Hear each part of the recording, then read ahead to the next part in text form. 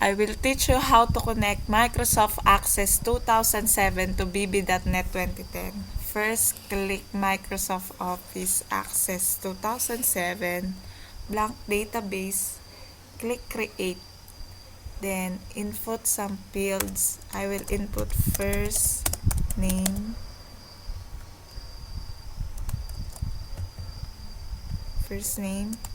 last name, and middle name.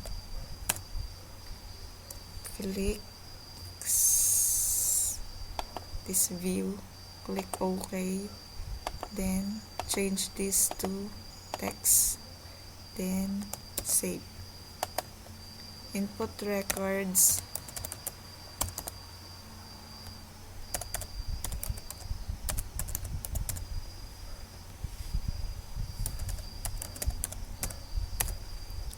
then save. Click for your VB.NET. Nakagawa na ako ng form, so yung gagawin nyo na lang ay click data, add new data source, database, next, dataset, next, new connection, browse for your file, it's database 15, open, okay, then click next, no, next, click tables and views, finish. Then click for the text box, hanapin yung data bindings, text, other data sources, tables, first name, then text box 2, last name, and then for text box 3, middle name. Then click save. For the codes naman,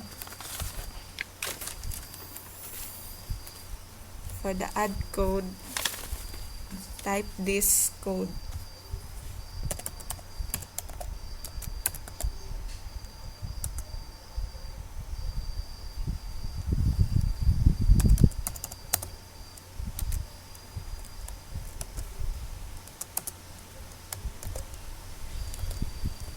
Then click for form 1, for save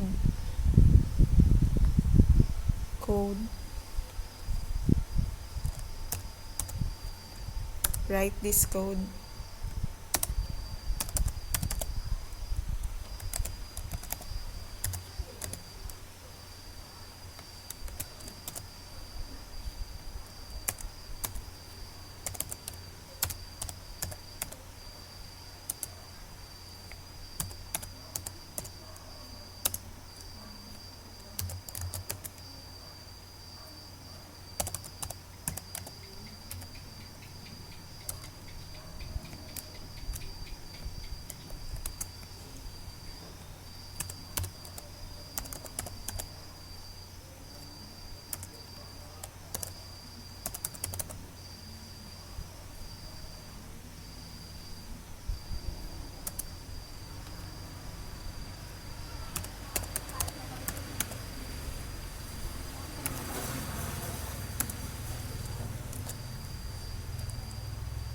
then click again, then click enter, save,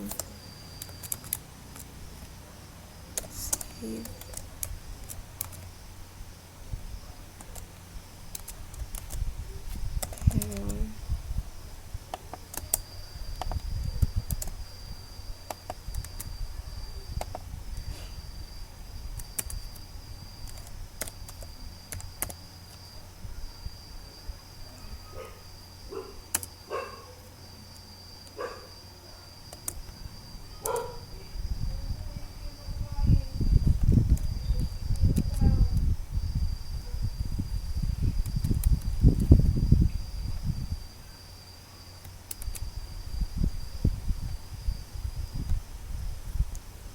then click for form 1 again, for delete code, write these codes.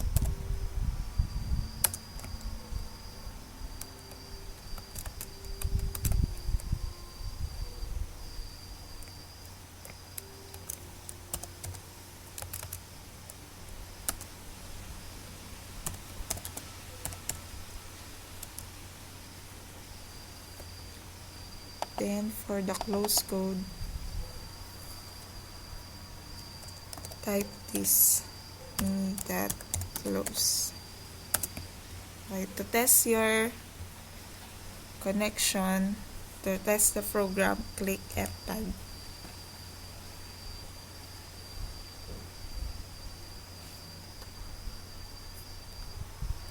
Let's wait for the application to run.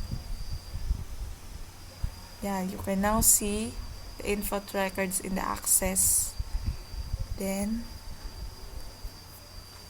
to show you the function of these buttons, click delete and save.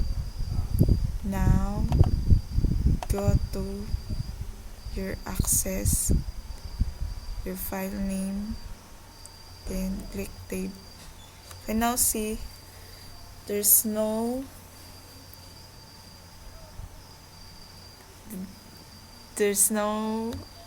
na-delete na yung input na records.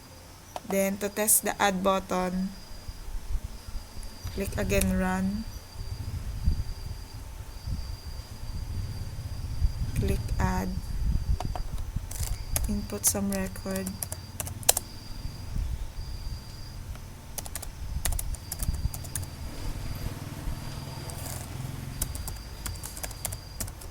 And click save. Then close. Open again Microsoft Access 2007, your file name, table. You can now see bb.net and Access 2007 are now connected. That's all. Thank you.